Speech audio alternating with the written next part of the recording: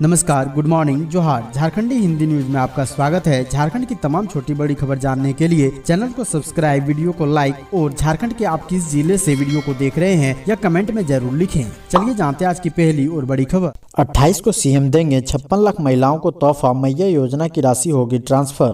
मुख्यमंत्री हेमंत सोरेन 28 दिसंबर को राज्य की लगभग 56 लाख महिलाओं को तोहफा देंगे। इस दिन नामकुम में होने वाले कार्यक्रम के दौरान मैया सम्मान योजना की राशि उनके अकाउंट में ट्रांसफर की जाएगी। इसके लिए राज्य सरकार ने 5,225 करोड़ की राशि भी सभी जिलों को आवंटित कर दी है। महिलाओं के खाते में राशि भेजने की जानकारी लाभुकों को SMS के जरिए भी दी जाएगी। इसके लिए महिला बाल विकास विभाग ने लगभग 1.5 करोड़ SMS भी खरीदे हैं। मैया सम्मान योजना के तहत अब महिलाओं को सालाना 12,000 की जगह 30,000 रुपए मिलेंगे। जेल जाकर हेमंत हुए और पावरफुल, भाजपा को लगते रहे झटके। झारखंड की सियासत में 2024 बेहद उथल पुथल भरा रहा। साल के पहले ही महीने में सीएम हेमंत सोरेन की गिरफ्तारी के साथ राज्य की सियासत में हंगामा खड़ा हो गया। इसके बाद पूरे साल घटनाक्रम नाटकीय तरीके से बड़ी तेजी के साथ बदलते रहे।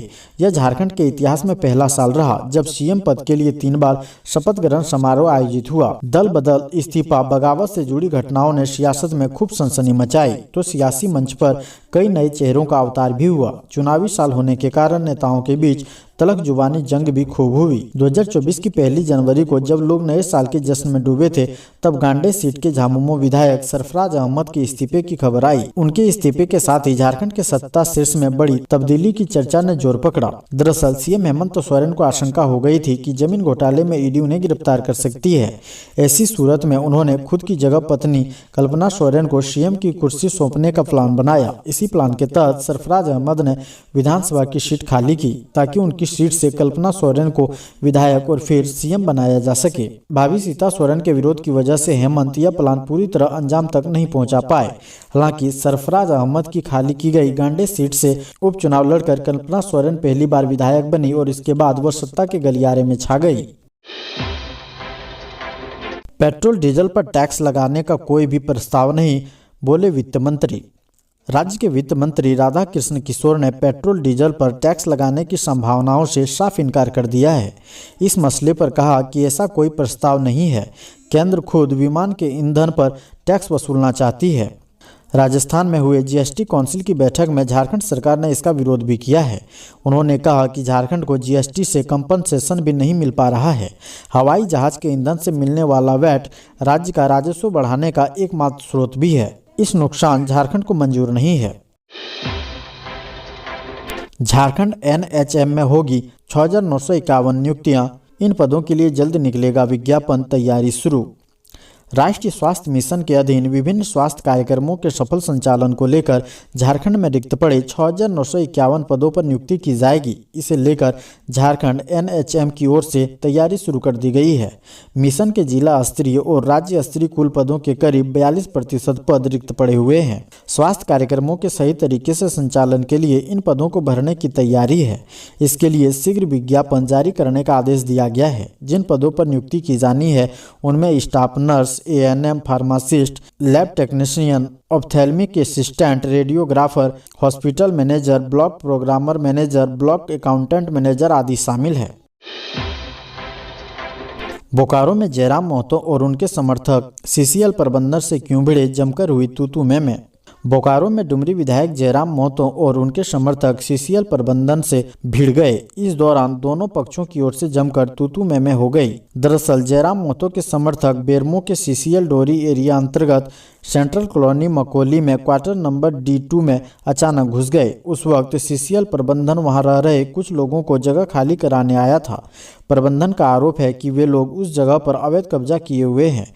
विधायक के समर्थकों का कहना था कि CCL प्रबंधन पहले लोगों को क्वार्टर अलॉट कराएं। जब बात नहीं बनी तो इसकी सूचना चंद्रपुरा थाना को दी गई। इसके बाद चंद्रपुरा पुलिस और CISF घटनास्थल पर पहुंची। दूसरी तरफ इस पूरे मामले पर CCL प्रबंधन का कहना था कि उस क्वार्टर को विनय शर्मा, राहुल राज, प्रद्युम्न कुमार को अलॉट कर दिया गया है, जबकि विधायक के समर्थक इसे सिरे से खारिज कर रहे हैं। उनका कहना है कि क्वार्टर आवंटन के लिए महाप्रबंधक को आवेदन दिया गया था, इसके बाद भी उक्त क्वार्टर का अलॉटमेंट नहीं हुआ।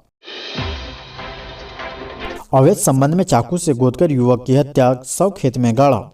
धनबाद के हरिहरपुर थाना क्षेत्र अंतर्गत हरिहरपुर गांव निवासी बिरजू सिंह उर्फ टिकला का शव पुलिस ने कोरगट्टा गांव के पास एक दलदली खेत से बरामद किया। टिकला पिछले 8 दिनों से गायब था। पुलिस के अनुसार एक महिला से अवैध संबंध में टिकला की नृशंस हत्या कर शव खेत में गाड़ दिया गया था। पुलिस ने हत्यारोपी कपिल ठाकुर को गिरफ्तार कर लिया है। उसने पुलिस के समक्ष हत्या करने की बात स्वीकार कर ली है। टिकला सिंह की बहन रुखसाना खातून की शिकायत पर बुधवार की शाम हरिहरपुर थाना में कांड संख्या 90/2024 के तहत कपिल ठाकुर, सुखदेव ठाकुर, काशी ठाकुर व लक्खी देवी के खिलाफ हत्या का मामला दर्ज किया है। पुलिस ने शव को पोस्टमार्टम के लिए धनबाद भेज दिया है। झारखंड की महिलाएं सुरक्षित नहीं महसूस कर रही है। रघुवर दास की बहू का हेमंत सोरेन सरकार पर हमला। झारखंड के पूर्व मुख्यमंत्री रघुवर दास की बहू और पहली बार विधायक बनी बीजेपी नेत्री पूर्णिमा साहू ने दावा किया है कि हेमंत सोरेन सरकार के शासन में अपराधियों के बढ़ते मनोबल के कारण राज्य की महिलाएं असुरक्षित महसूस कर रही है। पूर्णिमा साहू इस साल के चुनाव में जमशेदपुर पूर्वी विधानसभा क्षेत्र में कांग्रेस कार्यकारी समिति के सदस्य अजय कुमार को 42,000 से अधिक मतों से हराकर राज्य विधानसभा के लिए चुनी गई थी। रघुवर दास 1995 से 5 बार इस सीट पर काबिज रहे। पूर्णिमा साहू ने मंगलवार को एक बयान में कहा कि महिलाएं और छात्राएं सुरक्षित महसूस नहीं कर रही है क्योंकि हेमंत सोरेन सरकार के शासन में अपराधियों के बढ़ते मनोबल के कारण उनमें भय का माहौल है। उन्होंने दावा किया है कि झारखंड में छेड़छाड़ जैसी घटनाएं आम हो गई है। झारखंड में बारिश की संभावना, जाने शुक्रवार को कैसा रहेगा मौसम। पश्चिमी विक्षोभ के कारण झारखंड के अधिकांश जिलों में शुक्रवार को सुबह के समय कोहरा छाया रहेगा। हालांकि दिन चढ़ते ही आसमान साफ हो जाएगा। दोपहर में शुष्क मौसम रहेगा। कई इलाकों में हल्की हवाएं चल सकती है। इससे अत्यधिक ठंड का एहसास होगा। हालांकि न्यूनतम तापमान में बड़े बदलाव की संभावना नहीं है। इस दौरान न्यूनतम तापमान 13 डिग्री के आसपास और अधिकतम तापमान 26 डिग्री सेल्सियस तक रहने की संभावना है। रांची स्थित मौसम विज्ञान केंद्र ने कहा है कि शुक्रवार के बाद मौसम का मिजाज बदलेगा। शनिवार और रविवार को झारखंड के कई जिलों में बारिश की संभावना जताई गई है, जिससे ठंड बढ़ेगी। हालांकि फिलहाल न्यूनतम तापमान नहीं गिरेगा, लेकिन अधिकतम तापमान गिर सकता है। 28 दिसंबर को राज्य के पश्चिमी और निकटवर्ती उत्तरी इलाकों में हल्की बारिश हो सकती है। 29 दिसंबर को झारखंड के दक्षिण पश्चिम हिस्सों में कई स्थानों पर हल्की बारिश के आसार जताए गए हैं। 30 दिसंबर से मौसम साफ होने का अनुमान है। जेल में बंद कैदियों के लिए खुशखबरी, हेमंत सोरेन जल्द दे सकते हैं न्यू ईयर गिफ्ट। नए साल में बंदियों को अब 1 दिन के बजाय 4 दिन मांसाहारी भोजन देने की तैयारी है। इसे लेकर कारा महानिरीक्षक ने एक प्रस्ताव विभागीय मंत्री की सहमति के लिए भेजा है। विभागीय मंत्री मुख्यमंत्री हेमंत सोरेन हैं। उनकी सहमति के बाद फाइल कैबिनेट में जाएगी, जहाँ से स्वीकृति के बाद इससे संबंधित संकल्प जारी होगा। नए प्रस्ताव में बंदियों को पर्याप्त मात्रा में प्रोटीन दिए जाने का जिक्र है। वर्तमान में वर्ष 2012 के डाइट चार्ट के अनुसार बंदियों को भोजन दिया जा रहा है। इसके तहत मांसाहारी बंदी को सप्ताह में 1 दिन 100 ग्राम प्रति बंदी खस्सी का मीट दिया जाता है। राज्य सरकार को भेजे गए नए प्रस्ताव में खस्सी का मीट नहीं दिया जाएगा। इसके बदले में सप्ताह में 3 दिन 200-200 ग्राम मुर्गा व 1 दिन 2 अंडा प्रति बंदी दिया जाएगा। शाकाहारी बंदियों की बात करें तो अब तक शाकाहारी बंदियों को सप्ताह में 500 ग्राम खीर भोजन के साथ देने की व्यवस्था है। अब ऐसे बंदियों को खीर के साथ साथ सप्ताह में 3 दिन 100 ग्राम सोयाबीन बड़ी व 1 दिन पनीर की सब्जी भी दी जाएगी। पंकज यादव ने एसीबी को पत्र लिखकर पूछा, मोमेंटम झारखंड मामले में अब तक क्या हुई कार्रवाई। मोमेंटम झारखंड मामले की शिकायत एसीबी में दर्ज कराने वाले सोशल एक्टिविस्ट पंकज यादव ने आरटीआई लगाकर एसीबी से पूछा है कि अब तक इस मामले में क्या कार्रवाई हुई है। पंकज यादव ने अपने आरटीआई में एसीबी से यह भी जानना चाहा है कि रघुवर दास, राजा बाला वर्मा को नोटिस जारी हुआ है कि नहीं। साथ ही पंकज ने एसीबी से अब तक की गई जांच की रिपोर्ट भी मांगी है, ताकि वे इस मामले को झारखंड हाईकोर्ट के संज्ञान में ला सके। पंकज यादव के इस आरटीआई पर एसीबी ने क्या जानकारी उपलब्ध कराती है, ये तो देखने वाली बात है। पर 4 वर्ष बाद मोमेंटम झारखंड का जिन फिर से झारखंड की राजनीति में देखने को मिलेगा, यह तय है। ऑनलाइन मोड में होगी जेपीएससी और जेएसएससी की परीक्षा। झारखंड सरकार ने राज्य में आयोजित होने वाली प्रतियोगिता परीक्षाओं को और अधिक पारदर्शी और निष्पक्ष बनाने के उद्देश्य से एक अहम निर्णय लिया है। मुख्यमंत्री हेमंत सोरेन के नेतृत्व में झारखंड लोक सेवा आयोग और झारखंड कर्मचारी चयन आयोग द्वारा आयोजित की जाने वाली परीक्षाओं को ऑनलाइन मोड में संचालित करने की योजना बनाई जा रही है। इस कदम का उद्देश्य प्रतियोगी परीक्षाओं में किसी भी प्रकार की अनियमितता और गड़बड़ी की संभावनाओं को समाप्त करना है। मुख्यमंत्री ने स्पष्ट निर्देश दिया है कि राज्य की प्रतियोगी परीक्षाओं को निष्पक्ष और पारदर्शी तरीके से आयोजित करना सुनिश्चित किया जाए। इसके लिए आधुनिक तकनीक का सहारा लेते हुए परीक्षाओं को ऑनलाइन मोड में संचालित करने की दिशा में तेजी से काम किया जाए। रघुवर दास ने आदिवासी समुदाय के 1000 बच्चों को दिखाया ओडिशा राजभवन। विदाई से पहले ओडिशा के पूर्व राज्यपाल रघुवर दास ने आदिवासी समुदाय के 1000 बच्चों को राजभवन घुमाया और दिखाया। रघुवर दास ने सोशल मीडिया पोस्ट में लिखा है कि गुरुवार को KIIT और KISM के लगभग 1000 बच्चों ने राजभवन का दौरा किया। ये सभी बच्चे झारखंड के आदिवासी समुदाय के हैं। मैंने इस बच्चों से राजभवन दिखाने का वादा किया था। इसी क्रम में ये राजभवन के भ्रमण पर आए हैं। रघुवर दास ने बच्चों से कहा कि आगे बढ़ने के लिए बड़े सपने देखना जरूरी है। आप अपना लक्ष्य निर्धारित करें, उस दिशा में आगे बढ़ने और उसे हासिल करने के लिए प्रयत्न करें। समर्पित प्रयास ही सफलता की एकमात्र कुंजी है। मैं आप सभी के उज्जवल भविष्य की कामना करता हूँ। घर बैठे मिलेगी अस्पताल में उपलब्ध दवाओं की जानकारी। झारखंड के इन जिलों में शुरू होगी ई-मेडिसिन स्कीम। झारखंड के कई जिलों में ई-औषधि योजना शुरू होने जा रही है।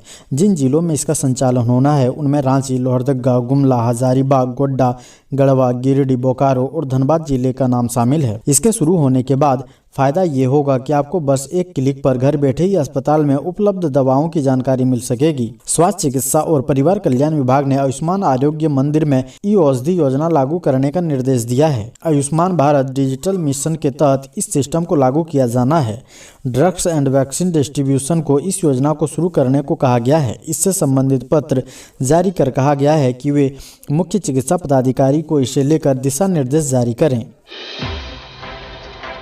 निर्मल महतो का सपना होगा साकार। झारखंड में तेजी से हो रहा विकास, जमशेदपुर में बोले रामदास सोरेन। जमशेदपुर के कदमा उलियान में शहीद निर्मल महतो की 75वीं जयंती पर मुख्य अतिथि शिक्षा मंत्री रामदास सोरेन ने कहा कि झारखंड मुक्ति मोर्चा ने झारखंड के आदिवासी व मूलवासियों के हक के लिए लंबी लड़ाई लड़ी। शहीद निर्मल महतो और दिशोम गुरु शिबू सोरेन ने एक लंबे सफर की शुरुआत की थी।